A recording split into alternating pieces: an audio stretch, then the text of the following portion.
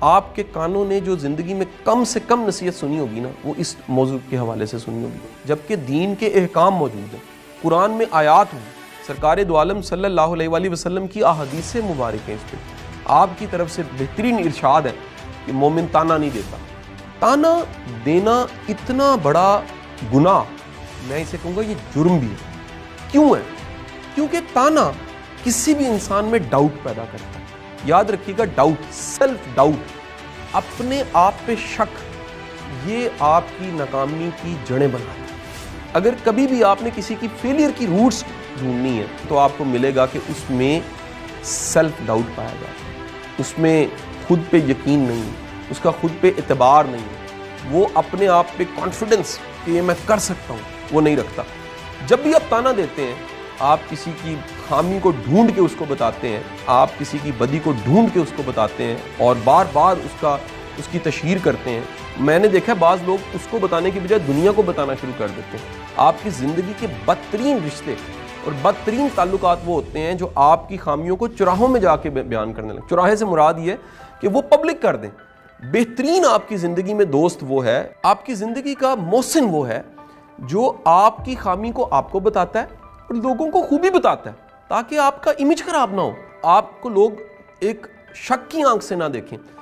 تانا ڈاؤٹ پیدا کرتا ہے، شک پیدا کرتا ہے، اور وہ شک آپ کی اپنی ذات پہ ہوتا ہے، اپنے بارے میں، یعنی آپ اپنے امیج کے بارے میں کنفیوز ہو جاتے ہیں، اپنی صلاحیت، اپنے پوٹینشل، اپنے ٹیلنٹ، اپنی قابلیت کے بارے میں آپ شک میں مبتلا ہو جاتے ہیں، اور یاد رکھیے یہ شک آپ کو ناکامی کی طرف لے کے جاتا ہے۔ آپ وہ تمام بچے دیکھ لیجئے جن کو بچپن میں تانے ملے ہیں، ان پہ ڈاؤٹ کیا گیا، ان کی نیت پہ ڈاؤٹ کیا گیا، ان پہ شک کیا گیا، ان کی شخصیت مضبوط نہیں ہوتی، ان کی پرسنالٹی ڈیولپ نہیں ہوتی، ان میں کئی طرح کی ان کی ذات میں ایسے سخم ہوتے ہیں کہ وہ ساری زندگی ان پرابلمز کو لے کے پھر چلتے رہتے ہیں۔ وہ تمام بچے جن پہ یقین کیا جاتا ہے، اعتماد کیا جاتا ہے، ان کو کانفیڈنس دیا جاتا ہے، ان کو کہا جاتا ہے بالکل تم کر سکتے ہو، تم میں کمال کی خوبی ہیں، میں سمجھتا ہوں کہ وہ زیادہ اچھا پرفارم کرتے ہیں۔ ایک بڑا شاندار واقعہ وہ ایڈیسن کی کہانی۔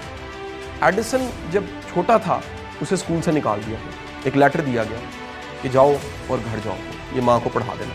اس کی ماں نے وہ لیٹر، سامنے ایڈیسن بچہ بیٹھا ہوا ہے، وہ لیٹر پکڑا، وہ پڑھا، اور اس لیٹر پہ جو لکھا تھا اس نے پڑھ کے یہ سنایا، ایڈیسن بیٹا اس پہ لکھا ہوا ہے کہ آپ کا بچہ بڑا قابل ہے، بڑا ذہین ہے، وہ اتنا فتین اور ذہین ہے کہ اسکول بڑا پیچھے ہے، آپ کا بچہ اس سے بہت آگے ہے، لہٰذا ہم آپ کو فیسیلیٹیٹ نہیں کر سکتے، آپ کے بچے کے اچھے معاون مددگار نہیں ہو سکتے، آپ مہربانی کر کے اپنے بچے کو خود پڑھا لیجیے۔ لہٰذا میرے بچے ہاتھ بند کرتی ہے اور وہ تھپکی دے کے کہتی ہے میں تمہیں خود پڑھاؤں گی کیونکہ تم بہت قابل ہو، اسکول تمہیں اچھا نہیں پڑھا سکتا، اسکول بہت پیچھے ہے۔ یہ کہنا تھا۔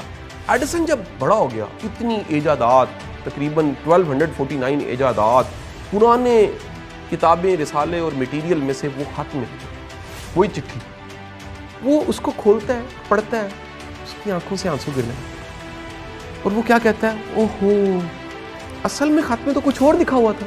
خط میں کیا لکھا ہوا تھا؟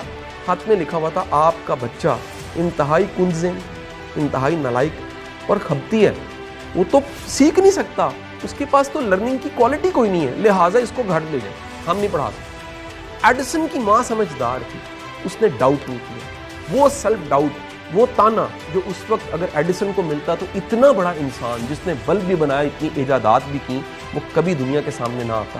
بچوں میں جو کمپلیکس آتے ہیں، انفیریٹی کمپلیکس، ڈاؤٹ کرنے سے، تانا دینے سے آتے ہیں۔ وہ بچے جو نیل بائٹنگ کرتے ہیں، ان پہ ڈاؤٹ کیا جا رہا ہوتا ہے، ان کو سنب کیا جا رہا ہوتا ہے، کوئی ان کی انسلٹ ایسی کر رہا ہوتا ہے، وہ چھپنا چاہتے ہیں، وہ بچنا چاہتے ہیں، اور اس بچنے کی وجہ سے وہ اپنی اس انگزائٹی کو، ایسا بچہ کبھی بھی سیدھا نہیں بیٹھے گا جس کا کہہ لیجیے اسٹیم ہائی نہیں ہے، وہ ڈاؤن بیٹھے گا، وہ کندھے نیچے کرے گا، وہ اپنے ہاتھ اندر کو کرے گا، وہ اپنے پیر پیچھے کو کر لے گا، وہ جھکائے گا اپنے آپ، اس کی باڈی لینگویج بتائے گی کہ اس کی اسٹیم لو ہے اور کسی نے اس کو سنب کیا ہوا ہے، کسی نے بہت ڈانٹا ہے، بہت جھاڑا ہے، اور اس کے اندر ڈاؤٹ پیدا کیا ہے، تم کچھ نہیں کر سکتے، تم بالکل نالائق ہو، تم کسی قابل نہیں ہو۔ میں سمجھتا ہوں کہ یہ بچے پہ ظلم ہے۔ اگر ماں باپ کو یہ پتہ لگ جائے یہ کتنا بڑا ظلم اور ستم آپ کرتے ہیں، بچے پہ شک کر کے، تانا دے کے، ڈاؤٹ پیدا کر کے آپ اللہ سے معافی مانگے. اللہ نے آپ کو شاہکار دیا. یہ آپ کی وہ زندہ کتاب ہے جس کی تصنیف آپ نے کہیں نہ کہیں کی ہے. اس تصنیف کو آپ دنیا کے سامنے پیش کریں گے. اگر یہ نیک اولاد ہے, خیر کی اولاد ہے, صدقہ جاریہ ہے, قبر میں یہ آپ کے لیے صدقہ جاریہ چراغ بنے گا. لیکن اگر یہ بچہ آپ کا اپنا بچہ یہ معاشرے کو نقصان پہنچاتا ہے, اپنے سے جڑے لوگوں کو نقصان پہنچاتا ہے, فائدہ مند انسان نہیں بنتا, تو بھائی آپ کو اللہ نے ایک موقع دیا تھا ایک صالح اولاد بنانے کا, اس کی تربیت کرنے کا. اس میں ایک اور بھی چیز ایڈ کرتا جاؤں, بچے کو گستاخ آپ خود بناتے ہیں.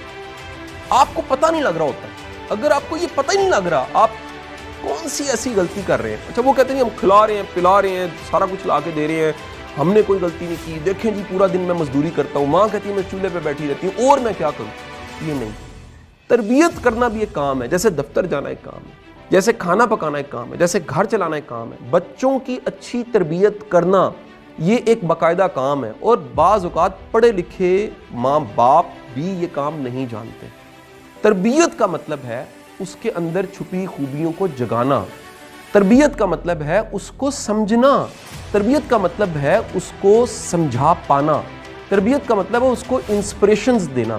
تو جب آپ بچے کو ٹریٹ غلط کرتے ہیں, آپ کا رویہ ٹھیک نہیں ہوتا, آپ کو خبر نہیں ہو رہی ہوتی, کہیں نہ کہیں وہ کمپاؤنڈنگ ہو رہی ہوتی ہے اکٹھ, اور وہ کمپاؤنڈنگ کبھی بم پھٹتا ہے تو آپ کو پتہ لگتا ہے یار اتنا گستاخ بچہ, یہ تو ایک چلتا پھرتا میرا اشتہار بن گیا. دراصل اس نے آپ کو تب دیکھا ہوا جب دنیا نے آپ کو نہیں دیکھا ہوتا, اور وہ ساری چیزیں کہیں اکٹھے کرتے کرتے آپ کے اس مزاج کو کاپی کر لیتا ہے جس کو آپ دنیا کو نہیں دکھانا چاہتے.